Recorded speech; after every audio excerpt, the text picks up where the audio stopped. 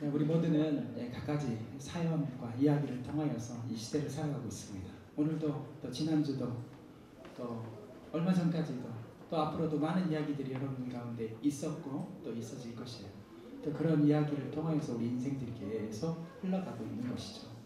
우리가 살아온 날들을 이렇게 잠시 이렇게 돌아보면 우리 그 인생의 이야기, 우리 히스토리라고 하죠. 우리의 역사, 우리의 이야기들, 수많은 사건들을 이렇게 비교해 보면은 대하 드라마가 쩌리가 할 정도로 나는 드라마야 하는 사람들이 많아요. 난 이야기가 그렇게 많다는 거예요. 사연들이 또 각자에게 주어진 일들이 얼마나 크고 또 얼마나 힘겨우면 이렇게 역사, 대하 드라마에 비교를 할 수 있겠습니까?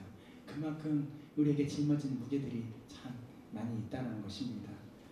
세상 그 무엇과도 바꿀 수 없는 그 눈부신 기쁨과 감격의 순간이 있는가 하면은 또 금세 밤잠을 설치도록 아프고 슬펐던 그런 고난의 시간들이 확 다가와 있고 또 그것이 또 다 지나가서 언제나 목표를 이루었고 그런 것들이 또 있는가 하면은 그 목표를 이루다가 좌절하고 넘어져서 그렇게 쓰러져 있는 그런 상황들.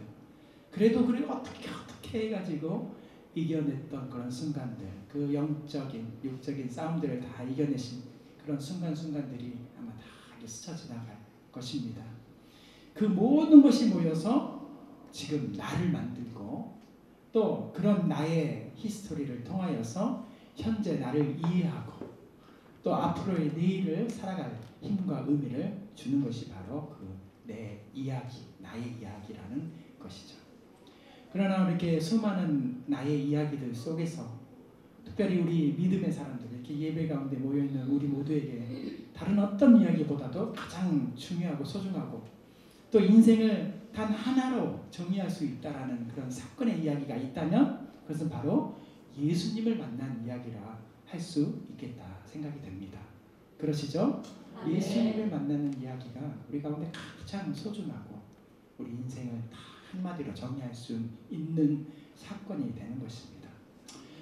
여러분들은 예수님을 처음 만난 그 기억이 있으십니까? 네. 이거는 이단들이 얘기하는 것이 아니고 아주 중요한. 그래서 사실 예수님 특별히 구약과 신약을 통하여서 사건을 보면은 처음 하나님을 만나고 처음 예수님을 만난 그 장면들에 대해서 다 자세하게 아주 중요하게 적어져 있습니다. 그래서 어떤 분은 기억이 또렷한 분들도 있고 또 어떤 분은 가물 내가 어떻게 나는 그냥 자연스럽게 된 것 같은데 그 중에 한 명이 또 저예요.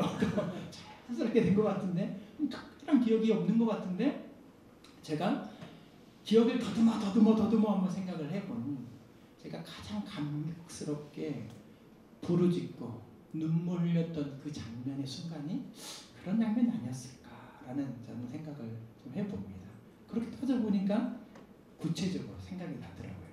제가 고등학교 2학년 때 고등부 수련회, 여름 수련회를 가게 되었습니다. 그래서 첫째 날, 둘째 날 그냥 프로그램에 따라서 예배 드리고 했던 대로 찬양하고 이렇게 했던 또 게임하고 옛날에는 계곡에 막 가가지고 거기서 막 물놀이, 조별로 물놀이 하는 거 그런 것이 재밌어서 수련회를 갔었는데 그 고등학교 2학년 그 셋째 날, 마지막 날 이 저녁에 이 기도회는 다른 때하고는 완전히 다른 제 마음 가운데 무엇인가가 뭉클하게 다가오는 그런 장면들이 있었습니다.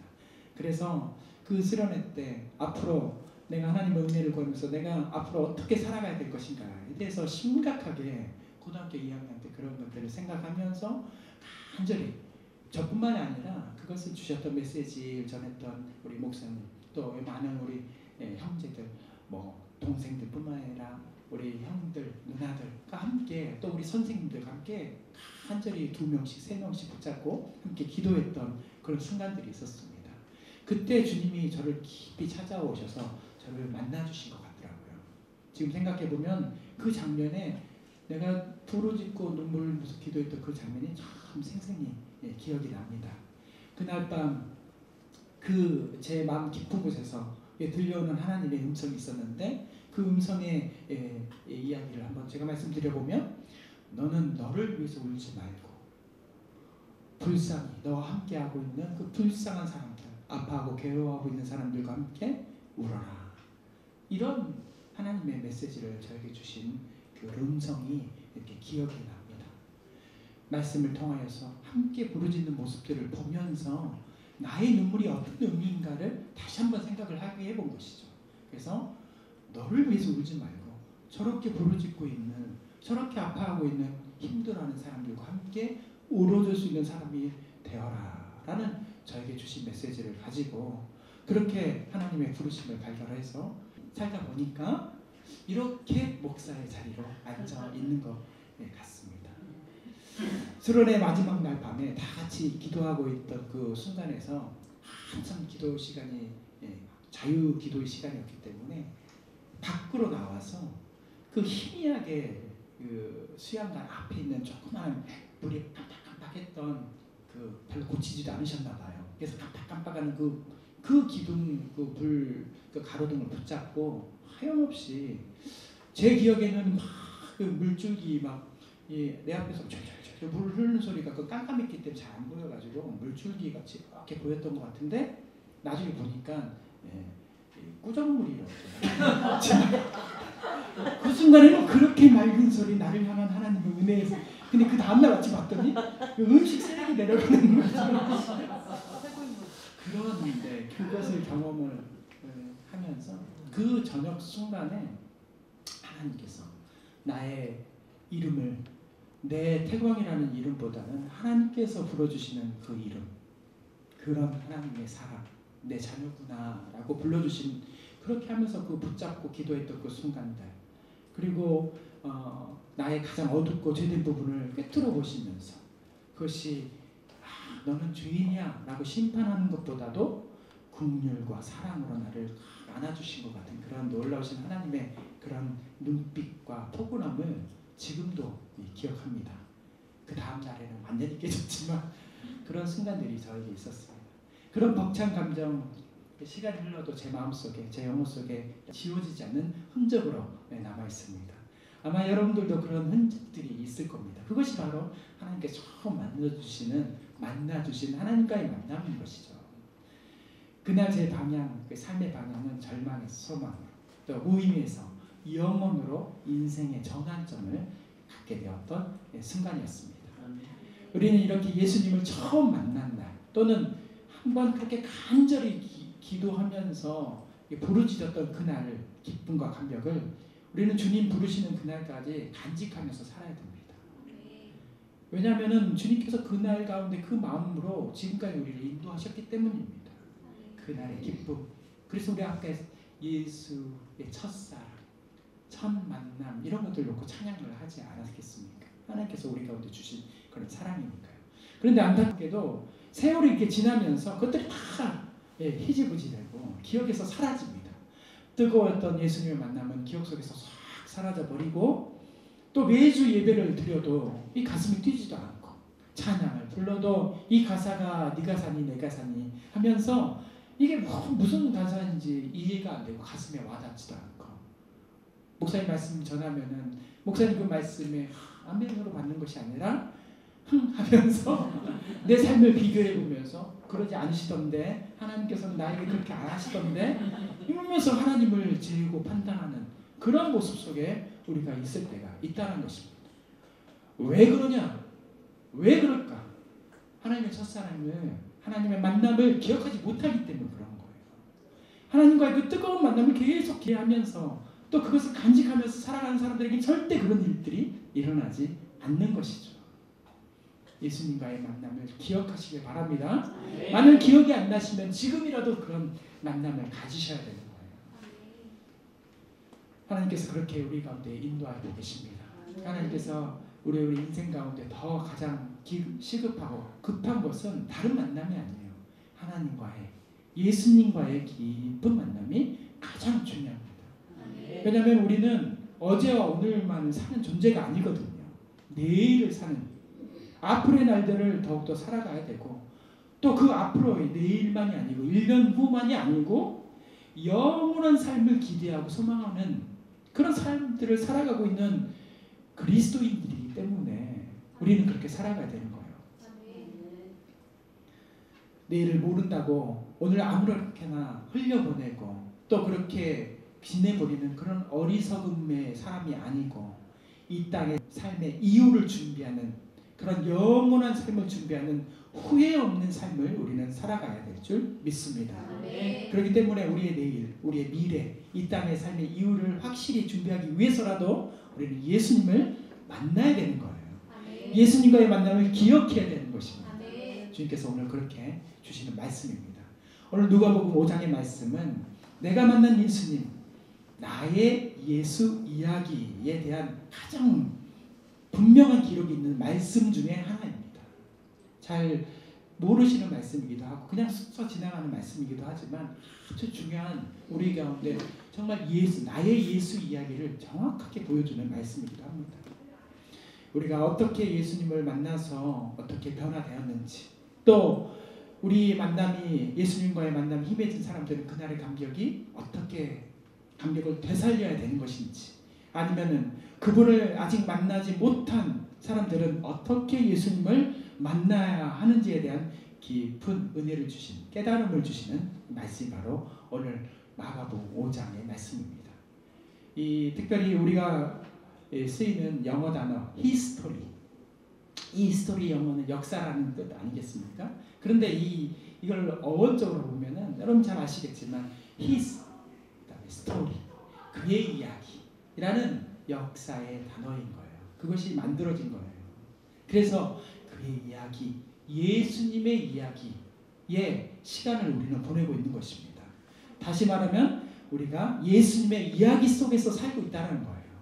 우리의 역사는 바로 그런 겁니다. 나의 역사 속에, 대한민국의 역사 속에 우리가 있는 것도 있겠지만 넓게 보면은 바로 그의 이야기, 예수의 이야기 속에서 우리는 살아가고 있다는 것을 잊지 마시길 바랍니다. 그래서 이 가을날 열매가 맺히고 풍성한 은혜를 주시는 이 가을날 우리가 어떻게 하면은 성령의 하나님의 은혜로 인하여서 그의 이야기, 예수님을 만난 그 이야기를 회복하고 또 예수님을 다시 한번 만나는 그런 은혜가 우리 가운데 있을지, 다시 한번 나의 히스토리, 새로운 인생의 역사를 이루는 복된 시간이 되기를 주님의 이름으로 축원합니다. 첫 번째, 그렇게 나의 히스토리, 예수님을 만나는 이야기 첫 번째는 예수님 먼저 나를 보시고 부르셨다라는 말씀입니다. 예수님께서 나를 먼저 보시고 부르셨다. 우리가 경험하는 나의 이야기, 이 예수의 이야기는, 예수님은 우리가 만나는 그런 은혜와 역사에 대하여서 우리가 간절히 바라고 또 원해서 그런 이야기가 시작이 될 수도 있겠지만, 성경의 대부분의 이야기 또는 우리의 모든 삶의 믿음의 사람들의 이야기의 대부분은 예수님께서 먼저 찾아가 주셨다는 것입니다.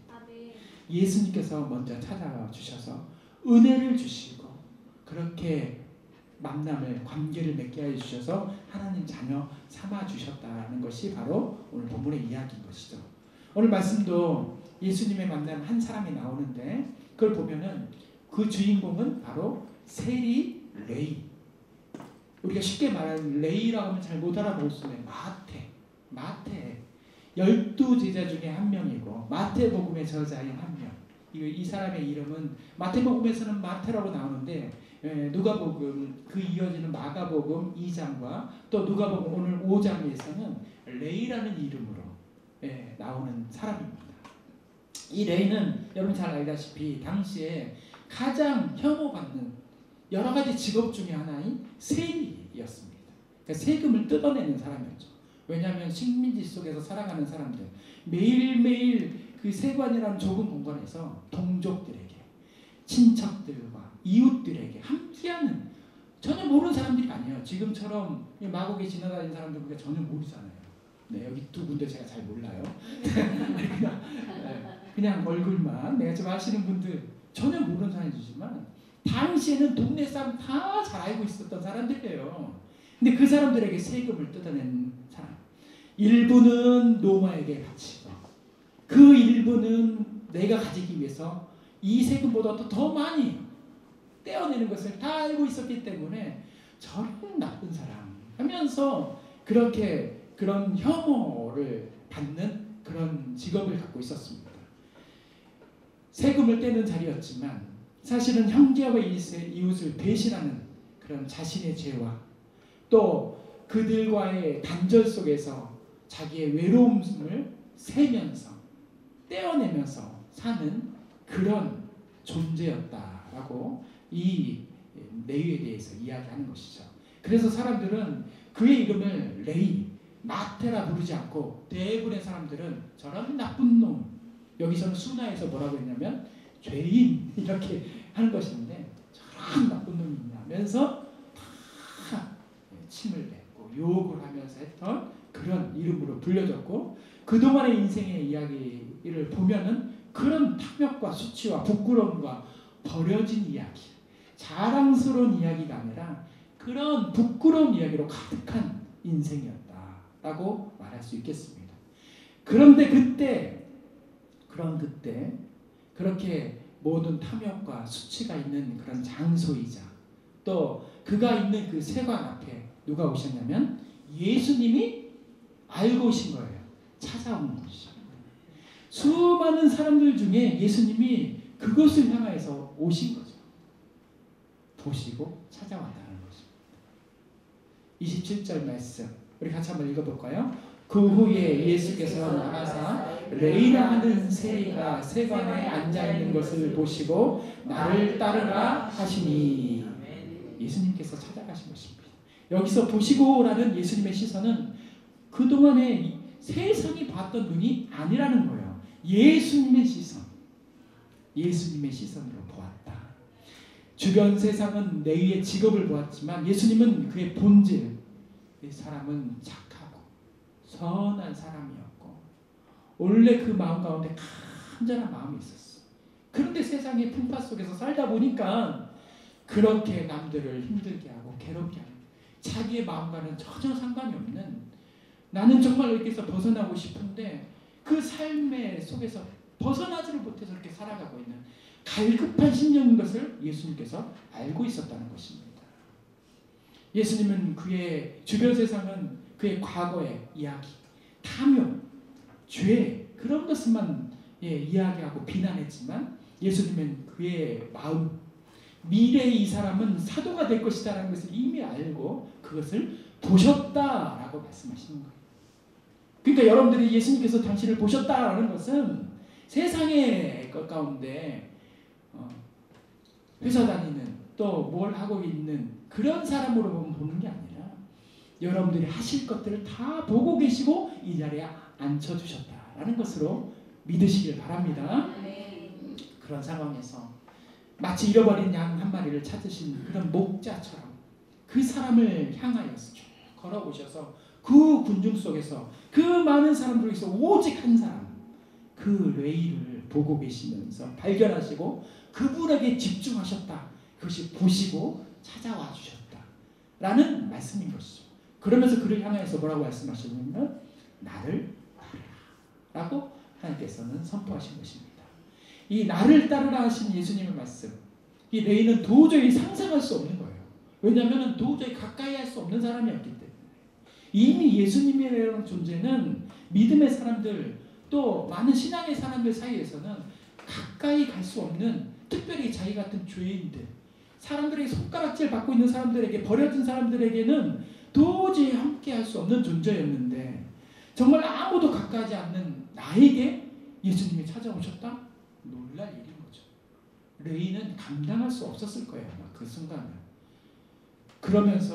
그런데 찾아와 주신 것만으로도 내 손을 만져주신 것만으로도 감사한데 나를 따라오라 라고 불러주신 거죠. 그것이 놀라운 하나님의 은혜인 줄 믿습니다.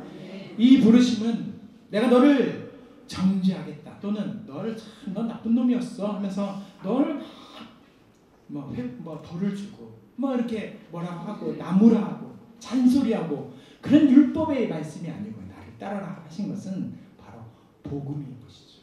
내가 너와 함께 하겠다. 내가 너에게 생명을 주겠다. 내가 너의 모든 것을 벗어주게 해주겠다. 자유롭게 해주겠다. 라시는 하나님의 선포였다라는 것을 믿으시길 바랍니다. 우리도 이와 같은 복음 속에 살고 있다는 것을 믿으시길 바랍니다. 예수님의 부름 속에 우리가 있는 것입니다. 우리가 그 소리를 듣고 있느냐 듣지 않고 있느냐 이게 중요한 거예요. 예수님은 이 자연을 통하여서 또 옆 사람을 통하여서 특별히 이 예배 함께 제가 전하는 이 말씀을 통해서 여러분을 부르십니다. 초대하고 계시는 거예요. 나를 따르라. 보시면서 말씀하시는 거예요. 여러분을 아유 나를 정말 예수님은 나를 몰라. 그런데 이런 말씀을 하셔. 내가 어떻게 살았는데, 내가 얼마나 괴로운 삶을 살았는데, 내가 얼마나 아픈 삶을 살았는데, 내가 너무 힘든 삶을 살았는데 나를 아셔? 나를 따라오라고 말씀하셔? 아니라는 거예요. 예수님께서 나를 보셨다라는 말씀은 다 아신다는 거예요. 그럼에도 불구하고 예수님께서 나를 따르라고 말씀하셨다는 것을 믿으시길 바랍니다. 근데 중요한 것은, 더 중요한 것은 너희는 그 놀라운 하나님의 음성 앞에 나는 못 갑니다. 나는 당신의 말을 믿을 수가 없어요. 또는 나는 어떻게 내가 그 자리에 갈 수가 있습니까? 돌이 맞아 죽을 수가 있는데 내가 어떻게 당신의 딸을 갈 수 있습니까? 라고 따지거나 그런 것들 주저하지 않고 머뭇거리지 않고 28절 우리 같이 한번 말씀 읽겠습니다. 그가 모든 것을 버리고 일어나 따르니라. 이런 역사가 일어나는 줄 믿습니다. 그가 모든 것을 버리고 일어나 따르니라. 그의 인생의 목표를 담고 있었던 그런 세관, 그 자기의 주변의 모든 것을 버렸고 그의 자리에서 일어나 예수님을 따라갔다. 단순히 레이가 예수님 앞에 나아갔고 일어났고 따라갔다는 것이 아니라 자기의 삶의 이야기를, 이 바로 자기 스토리를, 마이 스토리, 나의 이야기를 바로 예수 스토리, 예수의 이야기로 바꿨다라는 아주 중요한 말씀인 거예요. 여기 가운데 우리도 예수님의 부르심 앞에서 버리고 일어나고 따라가야 될 줄 믿습니다. 이 세 가지가 하나도 빠져서는 안 되는 거예요. 그냥 듣고 따라갔다? 그럼 다시 돌아와요. 버려야 되는 거예요. 근데 버리고 가만히 있었다? 그래도 안 되는 거예요. 버리고 일어나서 따라가야 되는 거예요. 이 세 가지가 여러분들 가운데, 우리의 삶 가운데 일어나야 되만이 하나님의 역사가 일어나는 거예요. 마이 스토리가 아니라 히스토리가 되는 것입니다. 그런 은혜가 있기를 소망합니다. 예수님은 지금 이 순간에도 우리의 각자의 세관, 나만의 탐욕과 고립의 그 자리에서 초라하게 있는, 그런 외롭게 있는 나를 보시고 찾아오신 줄 믿습니다. 세상의 사람들은 실수와 연약함을 통하여서 보지만 예수님은 오직 나의 깊은 마음을 보시면서 나의 이름을 부르시면서 새로운 앞길을 인도하고 계십니다. 그 말씀이 바로 나를 따르라. 이 말씀의 은혜가 여러분 가운데 있기를 소망합니다. 자, 두 번째로 예수님은 나의 삶을 잔치 자리로 바꾸신다라는 것입니다. 나의 삶을 잔치로 바꾸신다는 거예요. 믿으십니까? 예수님께서 우리를 잔치로 초대하셨습니다. 그냥 따라오라고 말씀하시지 않으셨어요. 광야길만 힘든 길만 말씀을 안 하셨습니다. 잔치로 인도하셨습니다. 세리 레이가 예수님의 부르심을 듣고 곧바로 자기 자리에서 일어나서 이 구원의 감격에 대해서 침묵 속에 있지 않았고 그가 바로 한 행동이, 믿음의 행동이 있는데 그것이 바로 잔치였습니다. 기뻐하고 감사하고 찬양하고. 예수님을 진정으로 만난 사람은 침묵할 수가 없어요. 기뻐하는 것이 당연한 것입니다. 또 찬양하고 감사하는 것이 당연한 줄 믿습니다. 기뻐하고 감사하고 찬양이 없으면 예수님을 진정 만나지 않은 거예요. 근데 좀 슬퍼할 수도 있어요. 근데 곧바로 다시 회복해야 돼요. 왜냐하면 내가 나와 함께 하시지, 주님께서 나와 이렇게 하셨지 하면서 기쁨과 감사와 찬양이 있는 삶이 바로 하나님을 만난, 예수님을 만난 사람입니다. 왜냐하면 내 내면 속에서 그런 변화가 일어나요. 행동으로 바로 일어나는 것입니다. 잔치를 여는 것입니다. 그 은혜가 너무 커서 혼자 간직할 수 없었던 너희는 그의 기쁨에 대해서 함께하는 사람들과 함께 잔치를 열었습니다. 그것이 나의 이야기를 예수님과 만나 세상을 변화시키는 예수의 이야기로, 그런 복음으로 변화시키는 자리가 되는 것입니다. 예수를 만나는 사람은 바로 그런 자리를 만들어내는 사람이에요. 가만히 있지 않아요.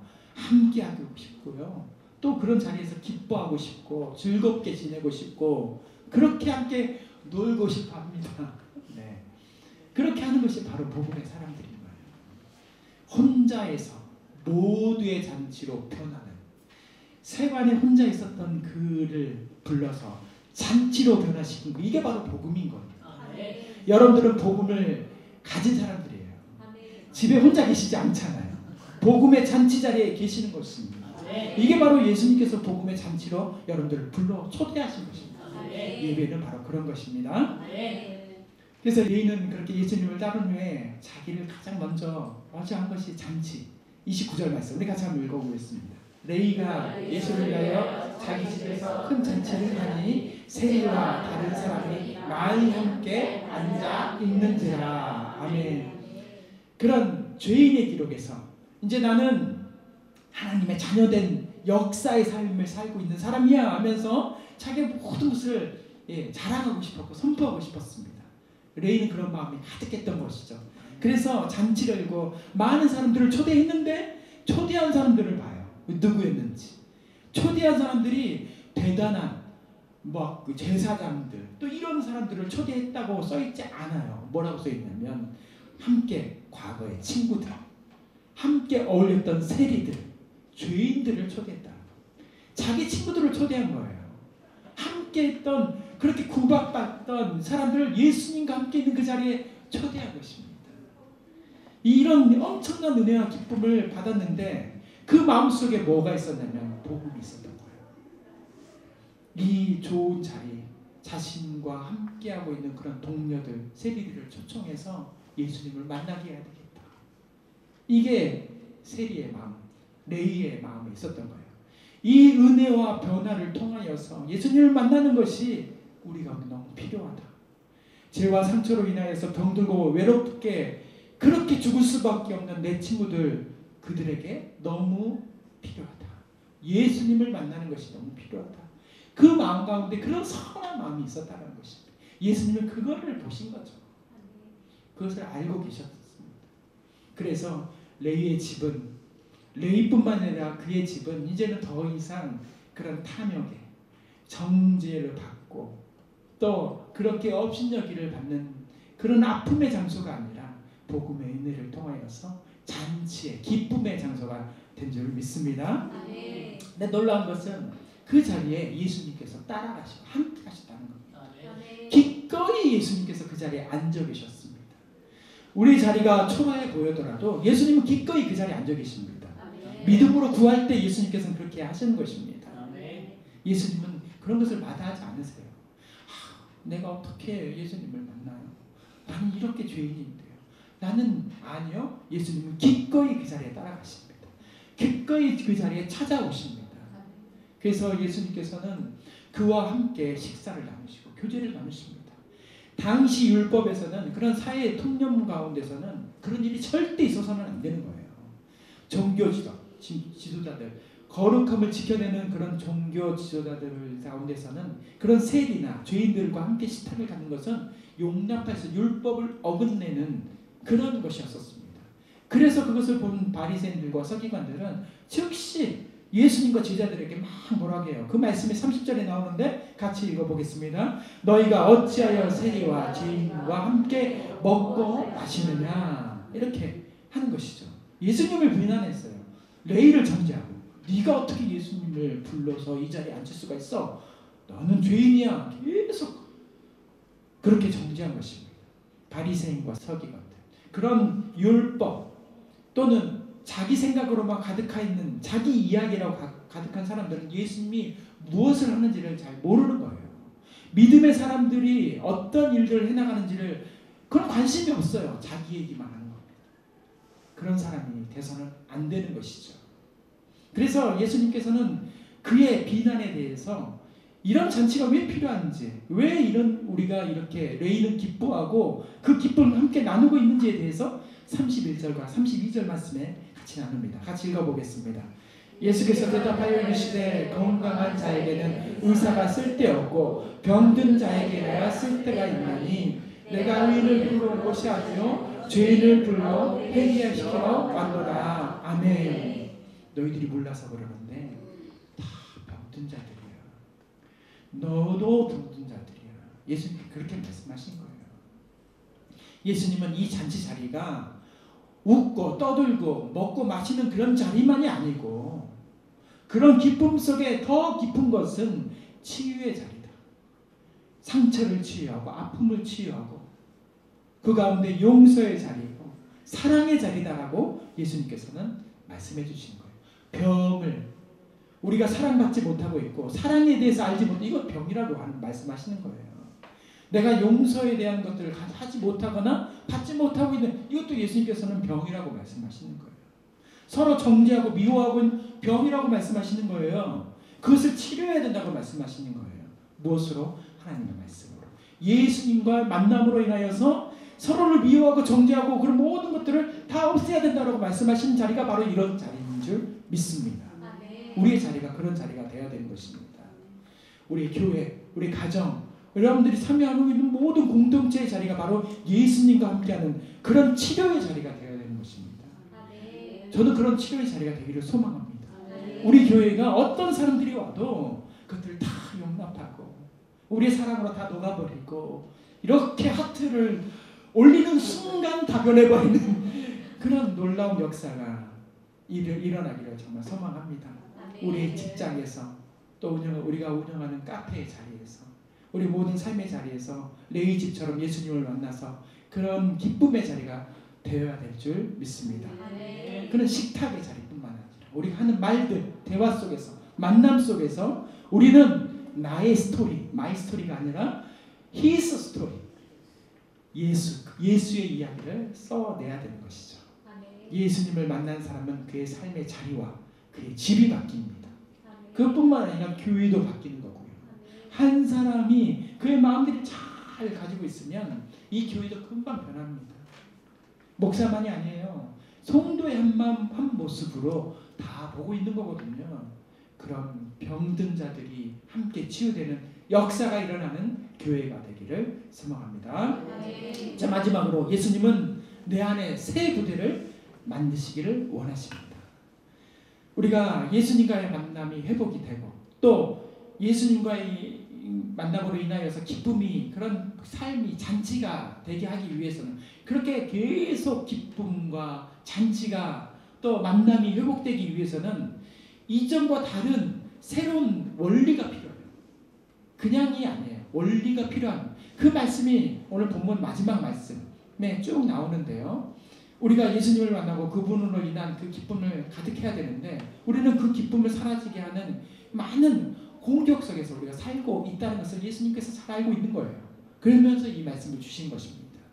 어제 그 문제를 해결했다고 해서 오늘 문제가 없는 것이 아니고 또 문제가 생기고 또 다른 문제가 기다리고 있다는 것도 예수님께서 잘 알고 있어요. 그래서 새로운 원리가 필요하다. 그것이 바로 오늘 말씀 새 부대, 새 포도주 이런 말씀이 바로 그런 말씀인 것입니다. 우리의 기쁨과 감사와 행복을 빼앗아가는 영적인 공격 가운데서 공격이 끊임없는 가운데 있는데 그 말씀이 오늘 본문 33절에서도 영적인 공격이 이런 공격이 나옵니다. 우리 같이 읽어보겠습니다. 그들이 예수께 말하되 요한의 제자는 자주 금식하며 기도하고 바리새인들의 제자들도 또 그러하되 당신의 제자들은 먹고 마시나이다. 이런 공격이 오는 거예요. 예수님께서도 잔치를 여셨는데 레위가 잔치를 열고 예수님이 그때 참여하셨는데 이 잔치를 불경건하다라고 오해하고 예수님의 잔치를 회방하는 예수님의 함께하고 있는 이 교회를 회방하는 일들이 일어나는 거예요. 우리가 여기서 웃고 떠들고 함께 지내는데 이것이 미워 보이는 사람들이 있다는 거예요. 그런 영적 공격이 우리 가운데 있습니다. 가정에서도 이렇게 행복한 순간이 있는데 그런 공격이 있어요. 그 가족 가운데서도 일어날 수도 있고 이웃을 통해서도 일어날 수 있어요. 이것은 당연히 있다라고 하나님께서 말씀하시는 겁니다. 그럴 때 새로운 원리 가운데서 이겨내야 된다고 말씀하시는 말씀이 바로 그런 것이에요. 제가 이 말씀을 묵상하다 보니까 저에게 향하는 그런 말들이 생각이 좀 났습니다. 목사님, 아니 왜 이런 교회를 세우셨습니까? 이게 교회입니까? 카페지? 이게 돈 버는 곳이지 뭡니까? 또 말씀과 기도와 찬양을 해야 되는데 이렇게 장사해도 되는 겁니까? 또 한 주간이 7일 동안이나 있는데 왜 주일 한 번만 예배드립니까? 하고 싶은 얘기 너무너무 많은데 그렇게 공격할 수 있잖아요. 저에게도 그렇게 얘기하시는 분들이 있습니다. 그런 사람들을 향해서 주시는 말씀이 바로 조금 길지만 본문 36절과 39절 말씀이에요. 그런 사람들을 향해 주신 말씀이에요. 우리 좀 길지만 제가 여기에 화면에 세번역 성경, 알아듣기 쉽게, 이게 알아듣기 쉽게 맞죠? 알아듣기 쉽게 좀 적어봤는데 세번역 성경입니다. 조금이라도 못 알아먹을까봐 목사님 왜 이런 교회를 하십니까? 라고 우리 가운데 또 얘기하실까봐 세번역 성경으로 했으니까 같이 한번 읽어보겠습니다. 같이 읽어보겠습니다. 예수께서는 그들에게 또 불러 말씀하셨다. 새 옷에서 한 조각을 떼어내서 낡은 옷에다가 대고 깁는 사람은 없다. 그렇게 하면 새 옷은 찢어져서 떼고 또 그 옷에서 떼어낸 조각은 낡은 옷에서 올릴 것이다. 새 포도주를 낡은 가죽 부대에다가 넣는 사람은 없다. 그렇게 하면 새 포도주가 그 가죽 부대를 퍼뜨릴 것이며 그래서 포도주는 쏟아지고 가죽 부대는 부수게 될 것이다. 새 포도주는 새 부대에 넣어야 한다. 묵은 포도주를 마시고 나서 새 포도주를 원하는 사람은 없다. 묵은 포도주를 마신 사람은 묵은 것이 좋다고 한다. 나는 옛날이 좋아. 옛날이 좋았어. 가면은 왠지 실경해 보이고 왠지 거룩해 보이고 옛날에 그렇게 찬양대 하고 했던 상황들이 나는 너무너무 좋았어. 그게 나쁘다는 것이 아니에요. 그런 곳에서의 삶도 있지만 이곳에서의 주시는 하나님의 비전과 소망이 있기 때문에 우리 가운데는 새 포도주, 새 부대가 필요하다는 것을 하나님께서 말씀해 주신 것입니다. 이 새 포도주가 뭐예요? 그리스도 안에서 시작되는 그 새로운 기쁨과 생명을 담는 그런 기쁨에 대한 것을 얘기하는 거예요. 그 낡은 가죽 부대는 그것을 다 담을 수가 없다는 거예요. 기존의 형태와 기존의 상황으로는 우리가 소망하고 있는 이 마곡에 지금 걸어가고 있는 이 많은 사람들의 그 복음을 끌어당길 수 없는 힘들밖에 없어요. 안 옵니다. 이들이 도저히 그 자리로 오지 않아요. 새 부대가 필요한 거예요. 그들을 담을 수 있는 새로운 방법들이 필요한 것입니다. 우리 가운데 그런 것을 불어주신 것입니다. 저는 이곳에 잔치 자리를 연 겁니다. 믿으시길 바랍니다. 잔치 자리를 열어서 많은 사람들이 오게 한 것입니다. 이 잔치 자리 가운데서 이 사람 저 사람이 있을 수 있어요. 믿음의 사람만 오라고 하는 것이 아닙니다. 그렇게 경건하고 바리새인과 서기관 같이 율법으로도 말씀으로 충만한 사람들만 오게 하는 것이 아니에요. 교회는 그런 것이 아닙니다. 예수님을 만나는 자리는 그런 것이 아니에요. 예수님을 만나는 사람들은 상처도 있고 아픔도 있고 좀 모를 수도 있어요. 이 교회입니까? 막 지적하면서 싸우는 사람도 있을 수 있습니다. 그런 사람들을 다 담아내는 부대가 되어야 됩니다. 그것이 바로 새 부대인 거예요. 우리 교회가 그렇게 되어야 될 줄 믿습니다. 우리 별빛교회가 그렇게 되어야 되는 것이에요. 그래서 저 있는 사람들이 이곳에 찾아오게 해서 좀 예수님과 함께 있는 그림도 보게 하고 목사님이 만들어지는 커피도 마시게 하고 그러면서 저분이 목사님이야 하면서 목사를 너무 어렵게 생각하지 않고 너무 멀게 생각하지 않고 성도의 교제가 이런 거야 하면서 그런 걸 보게 하고 그러면서 얕은 물가에서의 많은 사람들이 깊은 물가로 들어올 수 있는 이 콰이어트 타임으로 오게 하는 그런 잔치 자리가 바로 우리의 자리인 줄 믿습니다. 우리 교회가 바로 이런 것입니다. 우리의 히스토리, 우리의 역사는 여기서 쓰여지는 것입니다. 여러분들의 이야기도 이곳에 담아지기를 소망합니다. 유태관 목사의 이야기만 담겨지지 않고 이영실 사모의 또는 어떤 한 명 한 명들의 권사님의 이야기만 여기에 담겨져서는 안 되는 거예요. 그것은 저 이상의 히스토리가 아닌 거예요. 나의 이야기죠. 스토리죠, 스토리. 그런데 우리는 여기에 히스토리, 그분의 이야기를 담아야 될 줄 믿습니다. 그의 이야기의 주인공들이 바로 여러분. 마태만이 주인공이 아니에요. 여러분들의 상황들을 보시고 인도하신 이곳에 있게 하신 하나님을 기억하면서 그분이 나를 따르라고 말씀하셨을 때 내가 그 말씀 가운데 주저하지 않고 따라가겠습니다.